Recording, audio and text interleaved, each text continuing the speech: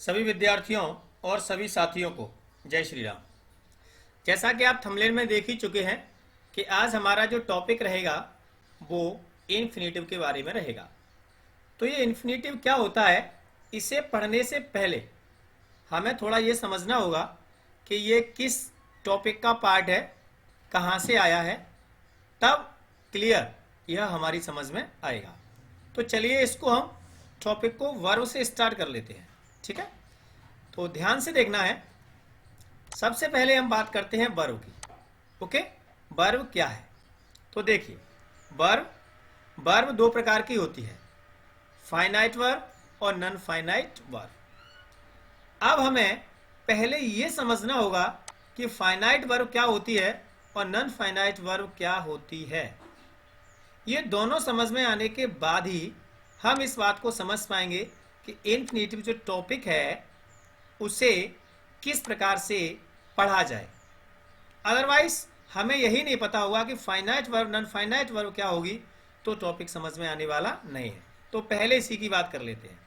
देखिए, जो भी सेंटेंस होगा उसमें वर्ब होंगी, वो या तो फाइनाइट होगी या नॉन फाइनाइट। यहाँ पर हम देख सकते हैं, ये सेंटेंस है आई वांट टू राइट। तो यहाँ पर जो आई है वो सब्जेक्ट है। ओके, और वांट ये एक वर्ब है और टू राइट ये भी एक वर्ब है। अब हम बात करते हैं कि फाइनाइट वर्ब क्या होती है। तो फाइनाइट वर्ब उस वर्ब को कहते हैं जो वाक्य के या तो सब्जेक्ट और या फिर टेंस, सब्जेक्ट या टेंस के अनुसार बदल जाती हैं। ठीक है, बदल जाती हैं, राइट। और ये जो नॉन फाइनाइट वर्ब होती है ये सब्जेक्ट और टेंस के अनुसार नहीं बदलती, यानी इनमें वाक्य का जो सब्जेक्ट होता है या जो टेंस होता है उसका कोई इफेक्ट नहीं पड़ता, उसके अनुसार ये चेंज नहीं होती। ठीक है, तो यहां आप समझ चुके होंगे कि फाइनाइट वर्ब वह वर्ब होती है जो वाक्य के सब्जेक्ट या टेंस के अनुसार चेंज हो जाती है। क्या हो जाती है? चेंज। लेकिन नॉन फाइनाइट वर्ब चेंज नहीं होती। इतनी सी बात अगर आपने समझ ली तो आप बड़े आराम से समझ सकते हैं। ठीक है, कैसे जरा देख लेते हैं। ये चेंज हो जाती है ना। यहां हमारे पास दो वर्ब हैं, आई वांट टू राइट। अब यहां आई की जगह पर मान के चलिए यहां पर ही लगा दिया जाए। क्या लगा दिया जाए? ही, राइट। तो यहां वांट रह सकती है क्या? नहीं रह सकती। यहां वांट में क्या लगाना पड़ेगा हमें? या तो एस लगानी पड़ेगी या फिर वांटेड करना पड़ेगा। ठीक है, तो ये वर्ब यानी बदल रही है। क्या हो रही है? बदल रही है, वो भी किसके अकॉर्डिंग? सब्जेक्ट की। तो ये कौन सी वर्ब होगी? ये आपकी फाइनाइट वर्ब होगी। कौन सी होगी? Finite verb. क्लियर है? अब टू राइट ये भी एक वर्ब है, लेकिन इसमें सब्जेक्ट आप कुछ भी लगा लीजिए इस जगह पर, कुछ भी, कोई भी, लेकिन इस वर्ब पर इसका कोई प्रभाव नहीं पड़ेगा। तो ये जो वर्ब हमारी होगी वो कौन सी होगी? नॉन फाइनाइट वर्ब होगी। ठीक है, तो यहां पर आपने फाइनाइट और नॉन फाइनाइट वर्ब में क्या सीखा? डिफरेंस सीखा कि जो सब्जेक्ट या टेंस के अनुसार चेंज हो जाती है वो फाइनाइट वर्ब होती है, और जो सब्जेक्ट और टेंस के अनुसार चेंज नहीं होती वो नॉन फाइनाइट वर्ब होती है। उम्मीद करते हैं कि ये समझ में आ गया होगा। चलिए एक दो एग्जांपल के माध्यम से थोड़ा और समझते हैं ताकि और क्लियर हो जाए।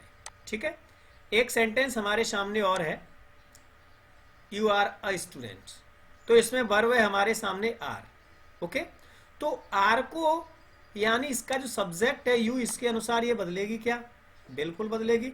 अगर हम यू की जगह पर यहां पर अगर हम ही लगाते हैं, सी लगाते हैं, किसी का नाम लगाते हैं, तो यहां पर हमें इज लगाना पड़ेगा।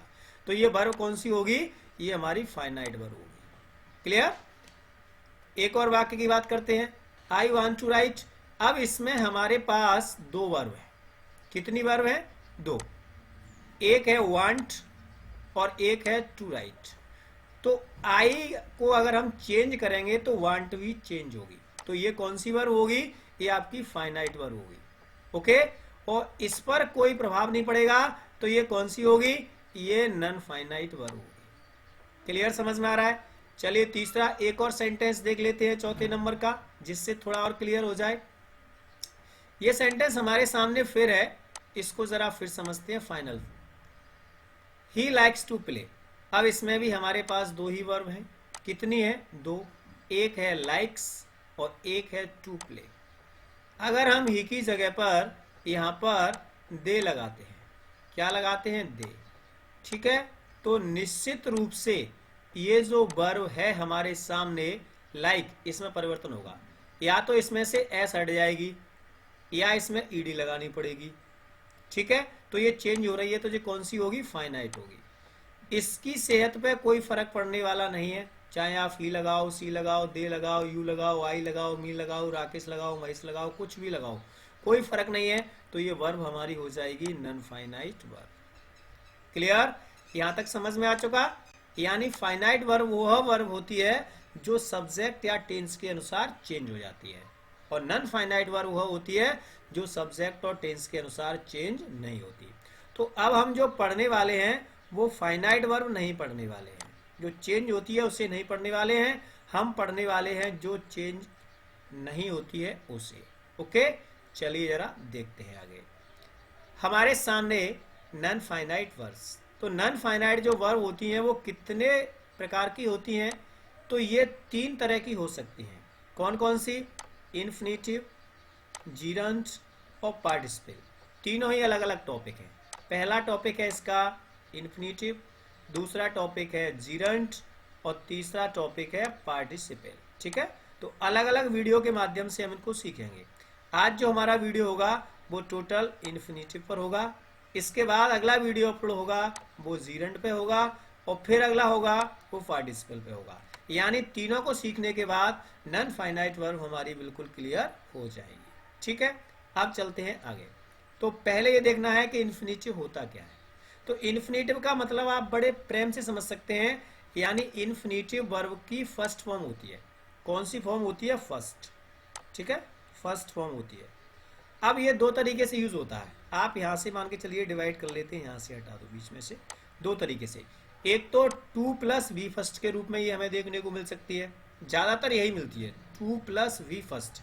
कई लोग तो इन्फिनेटिव का मतलब ही टू प्लस वी फर्स्ट मान लेते हैं, यानी वर्ब की फर्स्ट फॉर्म के साथ टू लगा होता है। ऐसा ज्यादातर होता है, लेकिन कभी कभी विदाउट टू, यानी बिना टू के केवल फर्स्ट फॉर्म के रूप में भी ये लगती है। ठीक है, दो तरीके से यूज होती है इन्फिनेटिव, एक तो टू प्लस वी फर्स्ट और एक plus V first, only V first, यानी इसके साथ टू नहीं आता। दो तरीके से यूज होती है, तो दोनों को हम समझते हैं किसका यूज कहां पर होता है।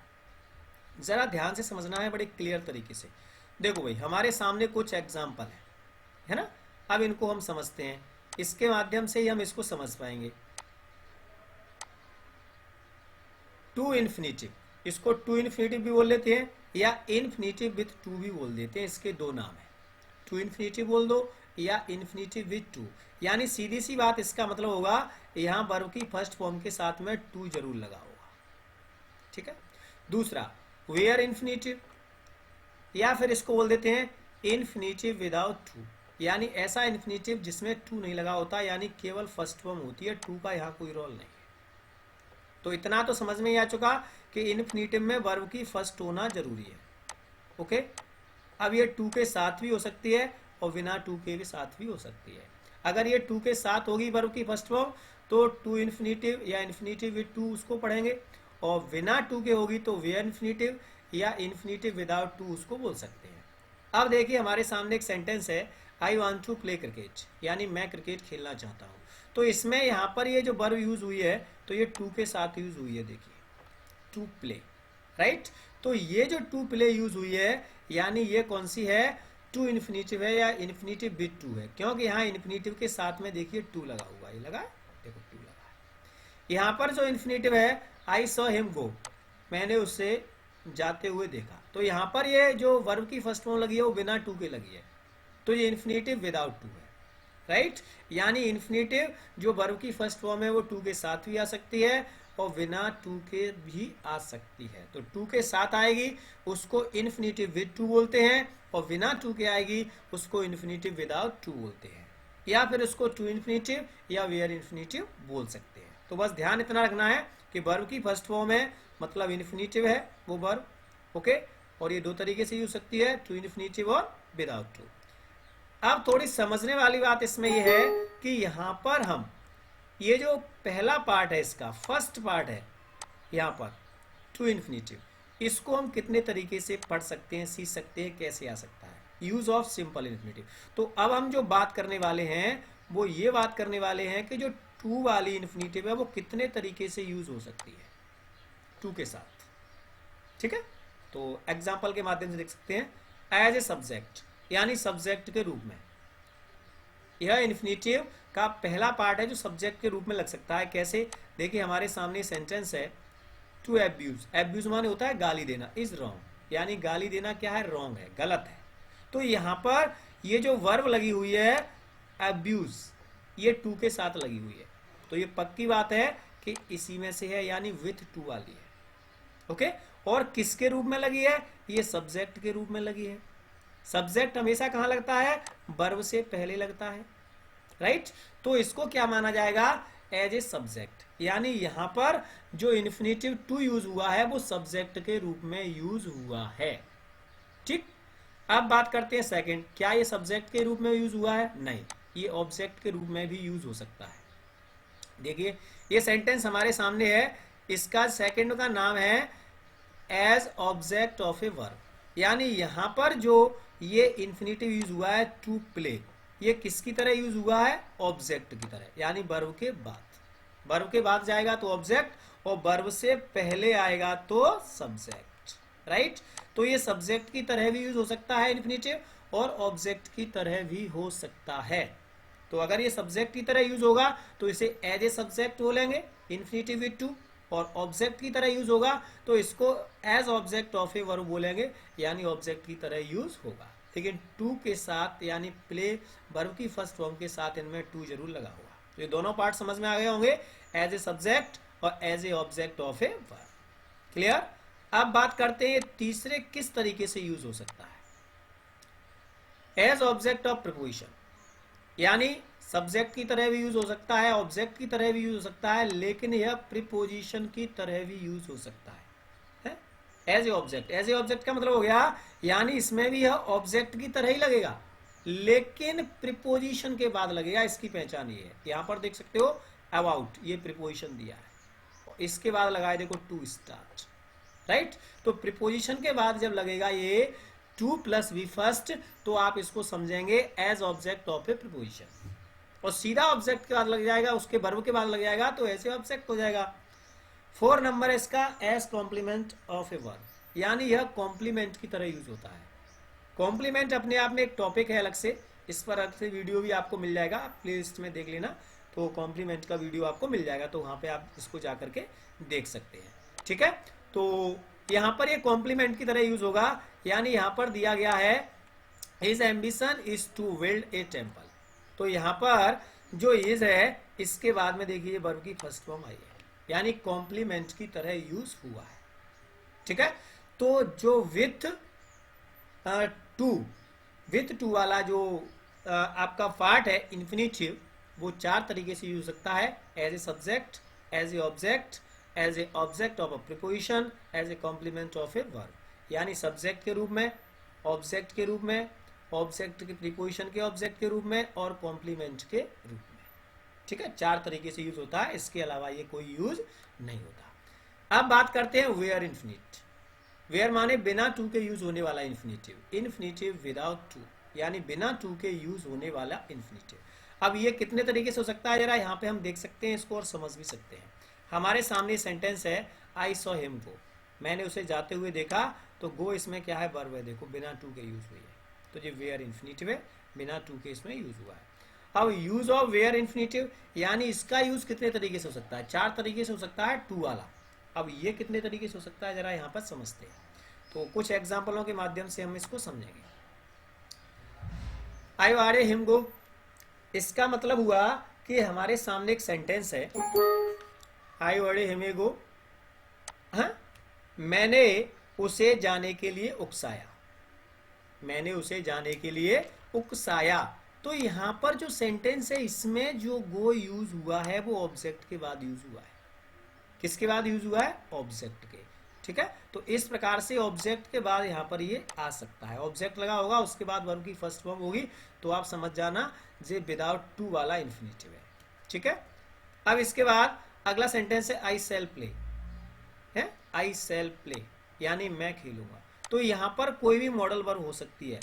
मॉडल वर्ब आप जानते हो, can, could, may, might, will, would, shall, would, use to, ought to, must, need और डेयर। इनके बाद हमेशा वर्ब की फर्स्ट फॉर्म यूज होगी। कौन सी फॉर्म? First form. तो ये विदाउट टू होता है, क्योंकि यहाँ टू के साथ नहीं लगी वर्ब, तो ये भी विदाउट टू माना जाता है। जितने भी मॉडल वर्ब के बाद में वर्ब आती है वो वेयर इन्फिनेटिव होती है। ठीक है, यानी बिना टू के यूज की जाती है। अब बात करते हैं he is stronger than I, यानी वह मेरी अपेक्षा अधिक मजबूत है। तो जब भी देन लगा हो कहीं पे, क्या लगा हो? देन। जब भी देन लगा हो तो देन का अर्थ होता है की अपेक्षा। ध्यान देना, एक देन यहाँ पर THENV होती है, उसका अर्थ होता है तो या फिर। क्या होता है? तो या फिर, लेकिन इसका अर्थ है की अपेक्षा।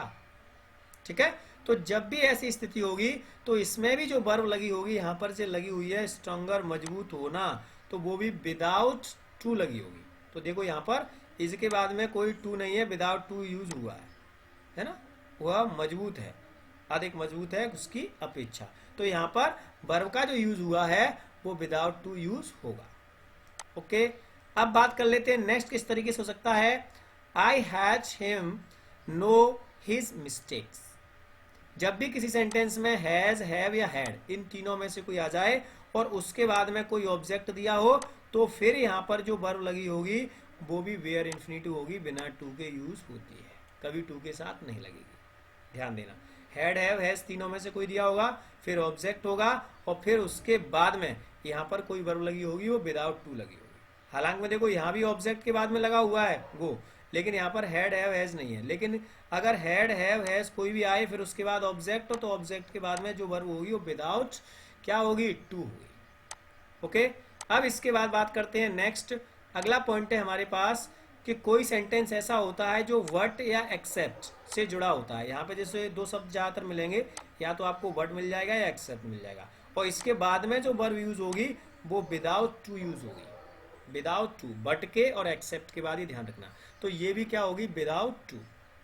ठीक है, तो इन्फिनेटिव के बारे में हमने क्या समझा कि इन्फिनेटिव, ठीक है, इन्फिनेटिव क्या है? एक वर्ब का ही रूप है, और ये वर्ब कौन सी है? ये हमारी नॉन फाइनाइट वर्ब होती है। नॉन फाइनाइट वर्ब वह होती है जो सब्जेक्ट और टेंस के अनुसार परिवर्तित नहीं होती। अब ये दो तरीके की हो सकती है, एक तो टू प्लस वी फर्स्ट हो सकती है, ठीक है, और दूसरी केवल वी फर्स्ट हो सकती है। तो टू प्लस वी फर्स्ट होती है उसे विथ टू बोलते हैं, जो कि हमने चार प्रकार की पढ़ी, सब्जेक्ट के रूप में, ऑब्जेक्ट के रूप में, प्रीपोजिशन के ऑब्जेक्ट के रूप में और कॉम्प्लीमेंट के रूप में। इस चार तरीके से यूज हो सकती है। और विदाउट टू के जो यूज हो सकती है वो या तो ऑब्जेक्ट के बाद यूज होगी, या किसी मॉडल वर्ब के बाद यूज होगी, या देन वाले सेंटेंस में यूज होगी, या फिर आप कह सकते हैं हैड, हैज, हैव, उसके बाद ऑब्जेक्ट लगा होगा उसके बाद यूज होगी, या फिर कोई सेंटेंस में बट या एक्सेप्ट होगा उसके बाद जो यूज होगी वो आपकी वेयर टू इन्फिनेटिव यूज होगी। क्लियर? तो यहाँ इस सेंटेंसों को समझने के बाद कभी भी आपको वर्ब लगी हुई मिलती है तो आपको सबसे पहले ये देखना है कि यहाँ पर जो वर्ब लगी है वो कौन सी वर्ब है, फाइनाइट वर्ब है या नॉन फाइनाइट वर्ब है। और अगर वो नॉन फाइनाइट वर्ब है तो नॉन फाइनाइट वर्ब में कौन सी है, इन्फिनेटिव है, जीरंड है या पार्टिसिपल है। जीरंड और पार्टिसिपल में आगे पढ़ाऊंगा। और अगर वो इन्फिनेटिव है तो इन्फिनेटिव में आपको ये देखना है कि विथ टू इन्फिनेटिव है या विदाउट टू इन्फिनेटिव है। ठीक है, अगला वीडियो जो आपका बनेगा वो जीरंड और पार्टिसिपल में बनेगा। इसी प्रकार के सभी वीडियो को देखने के लिए, एक से एक अच्छा वीडियो देखने के लिए हमारे चैनल को लाइक करें, सब्सक्राइब करें, सभी मित्रों को शेयर करें। इसी के साथ मैं VM शर्मा अपनी वाणी को विराम देता हूं। जय हिंद, जय भारत।